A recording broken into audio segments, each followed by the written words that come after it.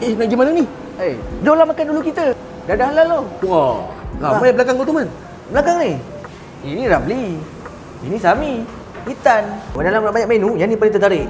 Salted egg buttermilk chicken chop.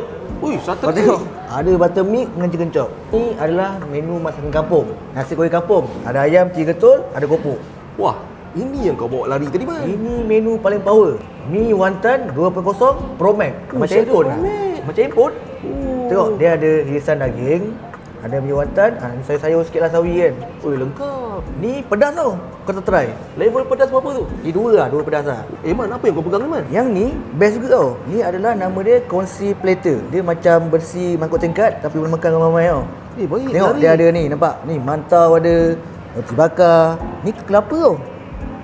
Samosa. Fries, cucur udang dengan kumpul leko. Oh, macam-macam ada Macam-macam ada. Alright, Man, semua makanan dah sampai lah. Semua dah sampai, tapi kejap. Kedai ni kat mana lah? US je, dulu kita Dataran Sawit, Kota Damansara, confirm sampai. Buka hari-hari, Man. Pada pukul 11 pagi sampai pukul 10 malam. Oh, lama sangat. Jom makan.